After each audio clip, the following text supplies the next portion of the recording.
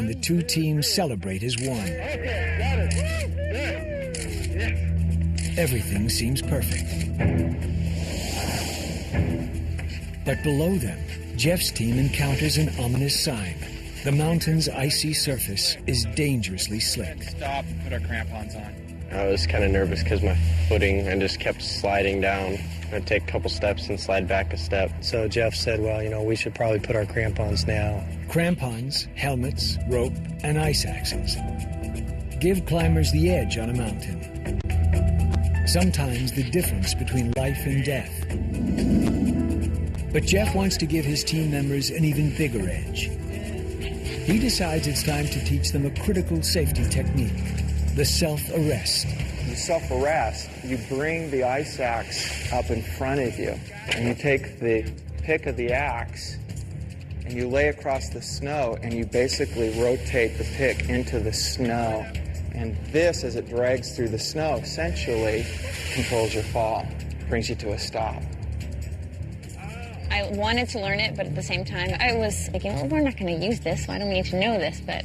I think the mood was pretty good. Everybody kind of chuckled watching each other, tumble and fall and catching themselves, and everybody did really well. And, you know that it's serious, and you know that you need to practice it. The team enjoys the exercise, not knowing that in a matter of moments, their practice will be put to the test.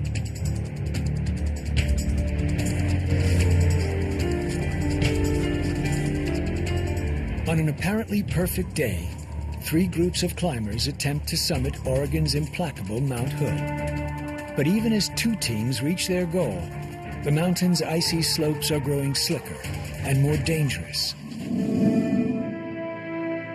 On the summit, the executives, anchored by Bill Ward, enjoy their success with the high pointers, led by Tom Hillman. Just did the attaboys and having a good time, and hey, we made it. Just chit-chat, celebrating.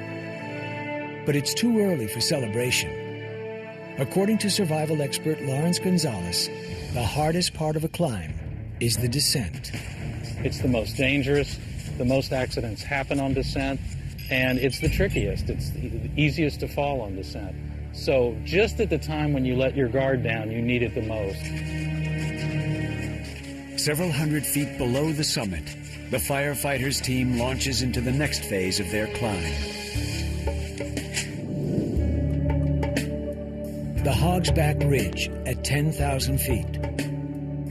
Essentially the ramp to the top. It's the last chance for climbers to decide if the conditions are right for a run to the summit. As the firefighters approach the Hogsback Ridge, conditions appear ideal. The weather was perfect. The sun was coming up over the horizon. You could see the mountain shadow. There was calm air. It was an awesome morning.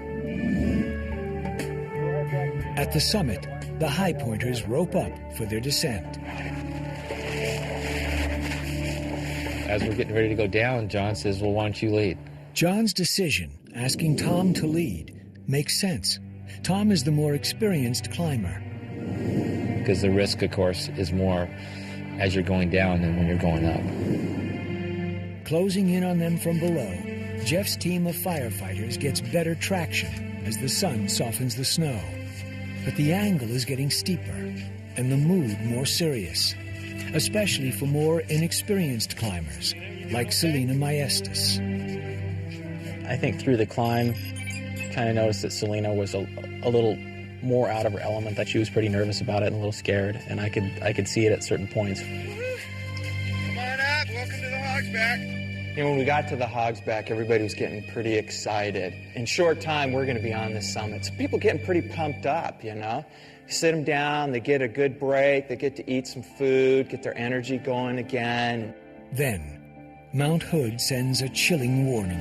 Whoa, my cell phone. Jeremiah's cell phone basically got out of his hands, and as soon as it hit the snow and the slope, it sails down the mountain. Jeff actually started chasing after it, which freaked me out because he's running down the hill in his crampons like it's nothing. And I was like, let it go. And then we just kind of watched it just sail off down the slope, down to Devil's Kitchen, which is essentially some hot rocks that melts the snow off. It was making me very nervous because it looked like anyone could just slide down at any moment. You know, this kind of takes people back a little bit. It's like, wow, you know, it's a ways down there. It's like, that's why we have to know how to self-arrest and why we practice that so much on the way up. Practice makes perfect. But on Mount Hood, you may get only one chance to get it right. I got a really bad feeling, and so I was thinking about just telling him, I'm going to stay here and you guys can go to the top. I started to kind of cry a little bit, just like teary eyes, and he asked me what was wrong because my nose was getting red, so I think he could tell. Jeremiah tries to comfort his girlfriend. She said, you know, I'm a little scared up here, and I don't think she realized how steep it was going to be up there. I mean, if you slide, you got a long ways to go until you stop. We had a discussion on the way up that no one is allowed to die. The executives, anchored by Bill Ward, decide it's their turn to begin the descent. Roping themselves together, they head down the mountain. At the top, Bill Ward is the critical anchorman, using his ice axe to secure the rope. The four men are each tied 35 feet apart on a 9mm rope. The technique is called belaying. If one climber falls, his team secures the rope, creating an anchor to break the fall. When you're a mountaineer, a serious mountaineer, the rope is part of a brotherhood. It's part of a commitment to your partner, to your team. But there are cases where the rope can be deadly. If a climber can't arrest a fall, one misstep can pull an entire team off the mountain. A few hundred feet below, the firefighters' team leader, Jeff Pierce, is dealing with this very issue as his team ropes up. Selena wants to be tethered to her boyfriend, Jeremiah. Cleve wants to be roped to his son, Cole.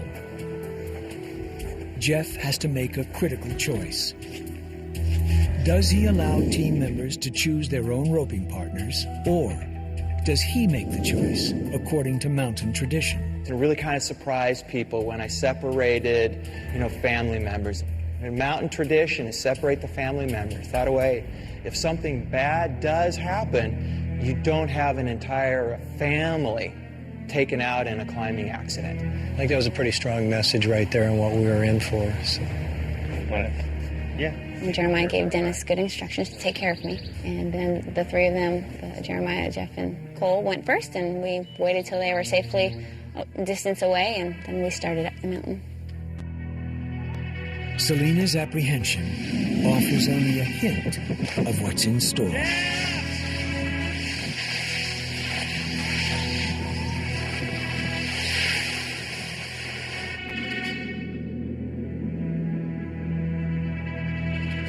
After 30 minutes on the summit, the high pointers, led by Tom Hillman, rope together and make their way slowly down the mountain. Just above them are the executives, anchored by Bill Ward. Tethered with 35 feet of rope between each of them, they creep down the side of the summit. Bill Ward, still at the top, guides them down, his rope still anchored to his ice axe.